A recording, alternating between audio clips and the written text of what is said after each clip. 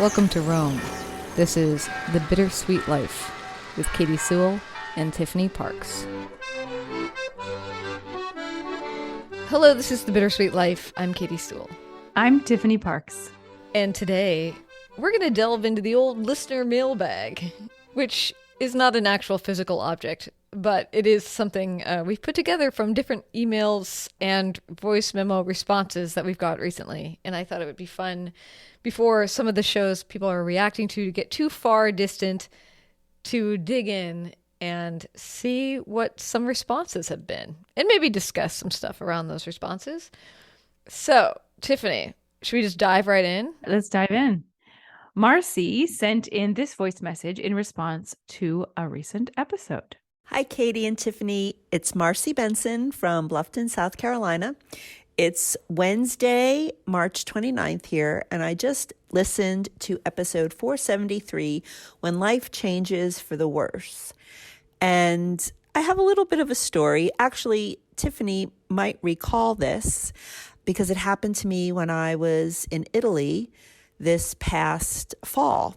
I arrived in Venice at the end of September for the first time in 30 years and had a lovely time.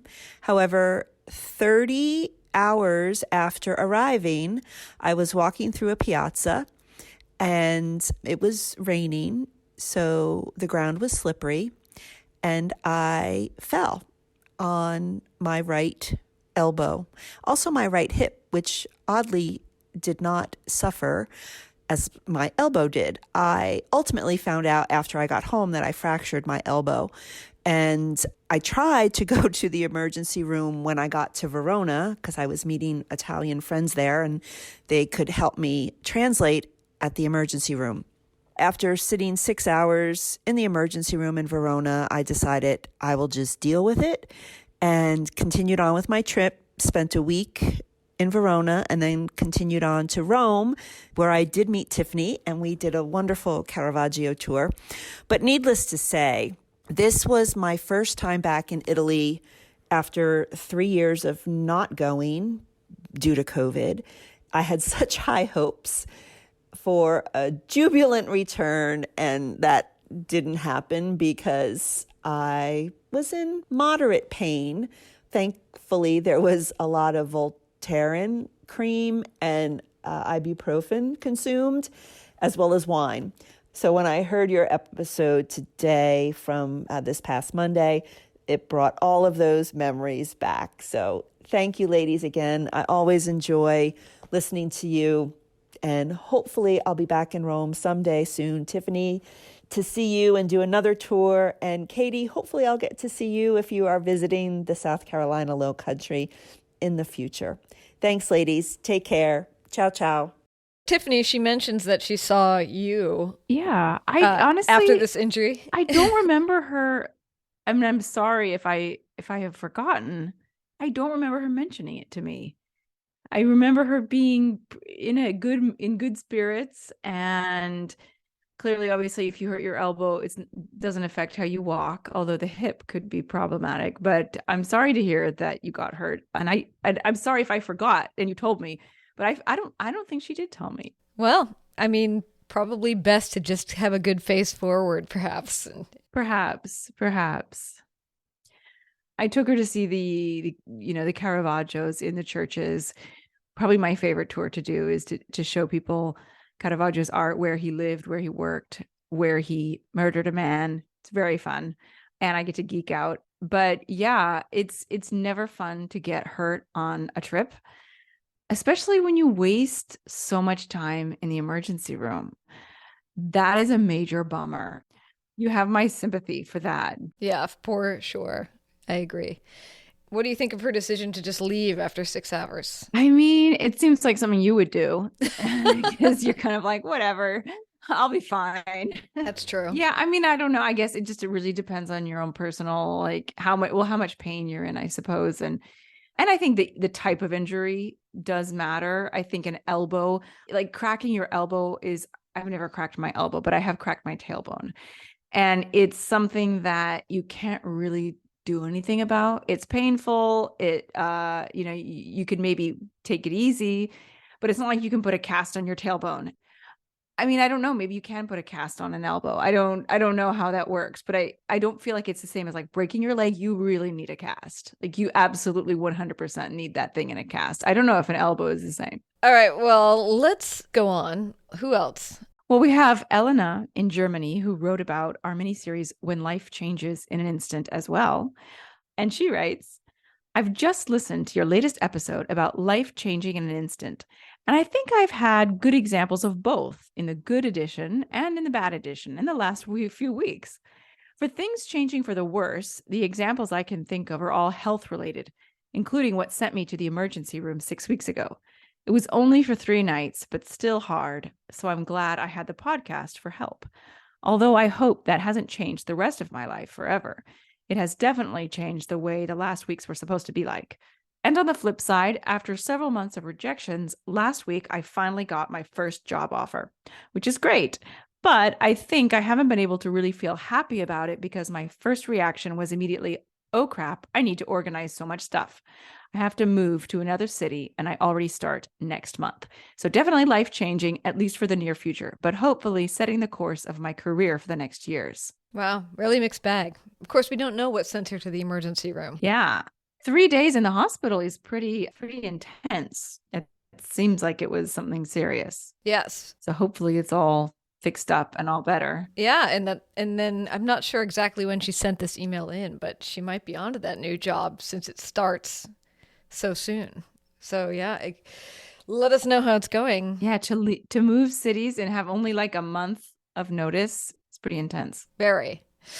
All right. So also in response to our When Life Changes for the Worst week of episodes, Mary wrote in response to the bittersweet moment I did, number 200, where I talked about the sudden death of my childhood friend JJ and how important it was that I had a recording of his voice.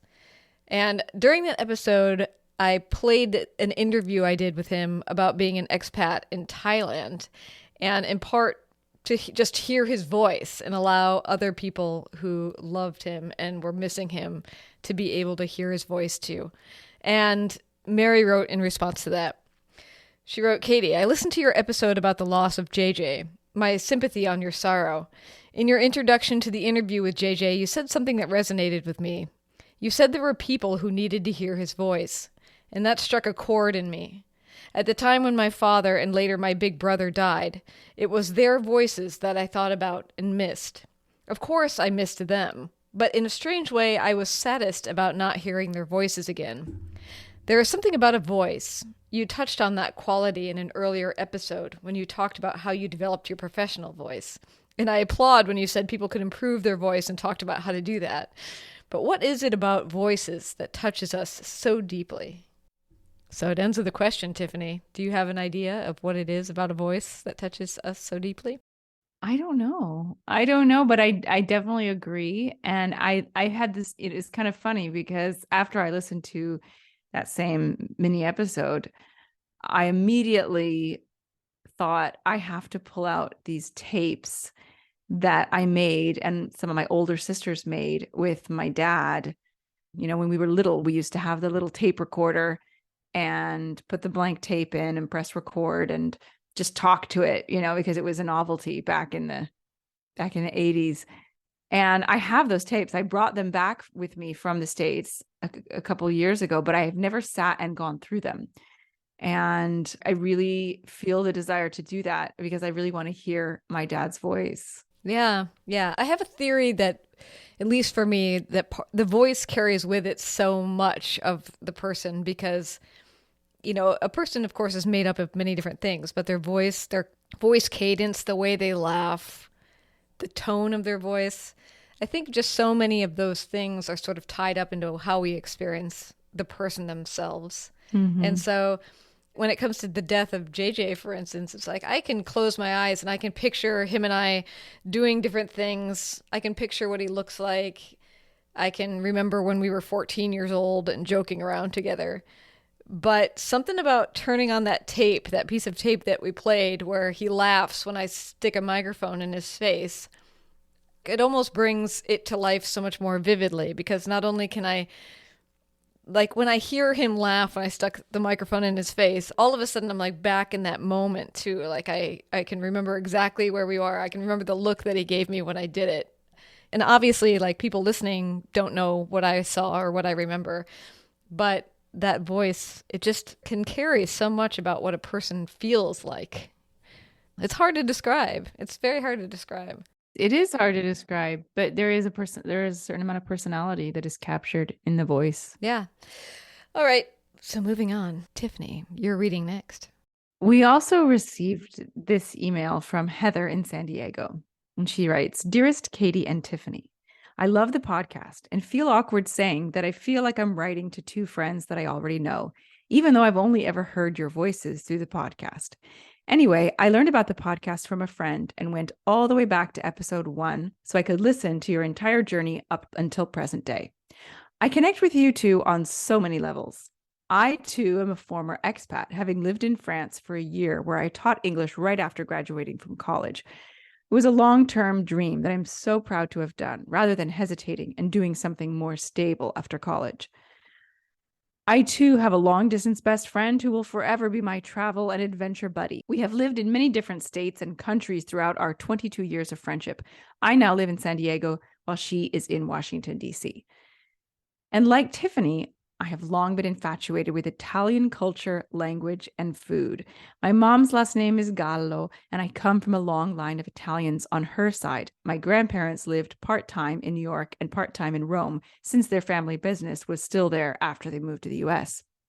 So I guess it makes sense that your podcast resonates so much with me. Anywho, I just finished episode 127. Yes, I'm still catching up, which was about tears and crying and the many sources of those tears, whether positive or negative. I just want to share that, like Katie, I am a crier. I cry when I'm upset. I also cry when I'm furious. I cry when I'm overtired. I cry as a stress response. I cry in the face of beauty. And what I thought would make you laugh is that I cry on command whenever I hear Andrea Bocelli sing. Whenever I need a good cry, I just YouTube Andrea Bocelli and watch him solo or in duet, and I just sit there sobbing, and it is so cathartic. Your episode on crying made me think a lot about that particular source of tears and why it is a source for me.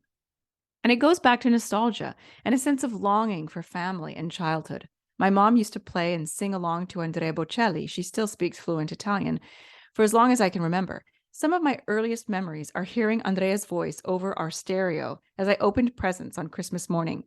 A combination of that nostalgia, missing my mom and those moments of childhood that I'll never get to experience again, and also the beauty of Andrea's voice, are what move me to tears.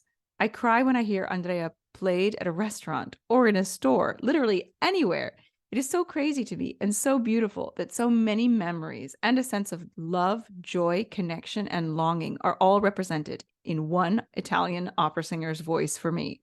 I've seen Andrea Bocelli perform in person twice, the first time for my mom's 60th birthday, which was extra special. Funnily enough, I did not cry whilst watching him sing in person. It was like seeing the source of that voice, of that beauty and connection to my family and Italian culture, was comforting to me. Seeing him perform so flawlessly, especially him being blind, just made me feel full of a sense of pride, not sadness or longing.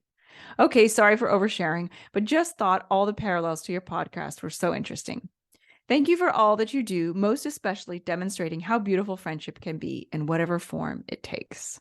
Ciao, Heather. That's so sweet. I always loved to meet a fellow crier. Yes. I think that is really crazy that it's like, even if she's in a store, if she hears his voice, she'll start crying. I don't have anything like that. Do you have something like that?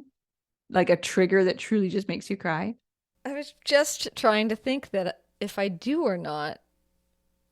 I know I have in the past. I don't know if there's anything that lasts, though. Mm-hmm. You know, like, for instance, if a friend passes away, there'll be a song that I latch onto for whatever reason as the song that helps me think about them and grieve them, maybe. And oftentimes that song makes no sense. Like, for instance, the song that I was listening to a lot when it came to JJ, I think is a song he would not like. He would have objected 100% to the song that I have been using to be reminded of him and to grieve for him.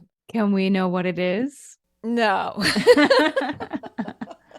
All right. I mean, you could know, but it wouldn't make any sense. Part of the reason why I latched onto it is because it kind of captures the essence of being a young person together.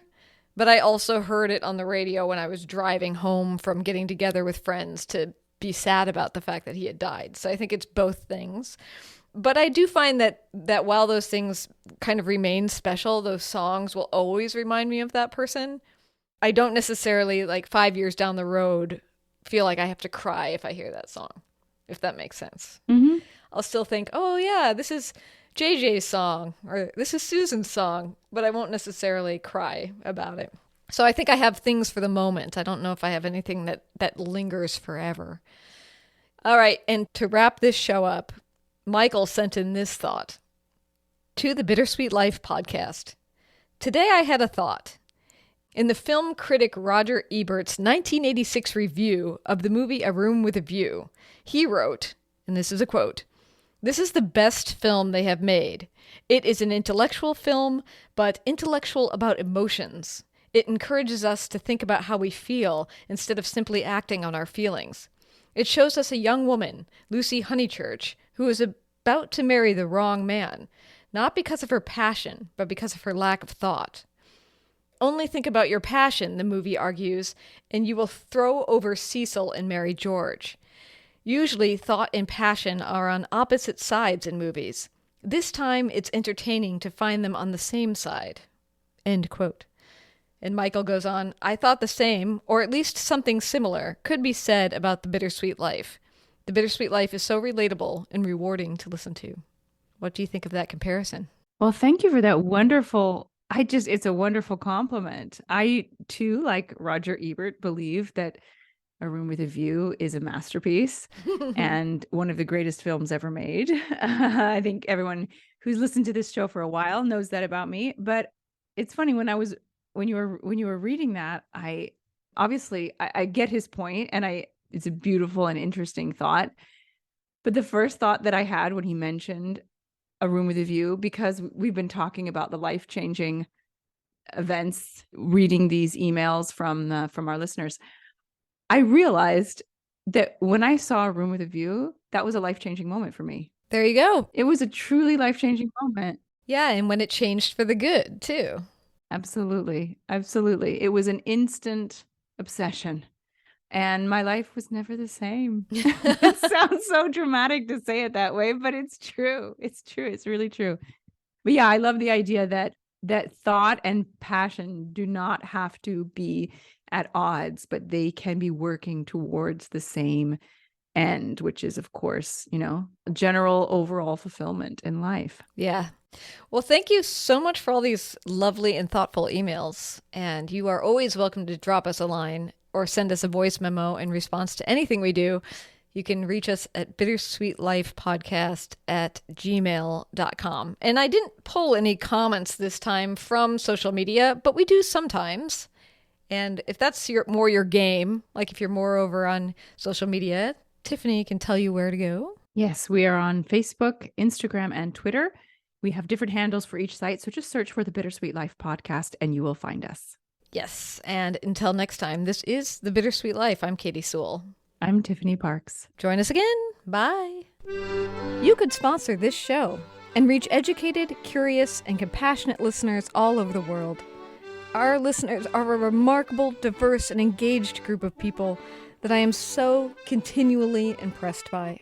Visit thebittersweetlife.net and click support to get the conversation started.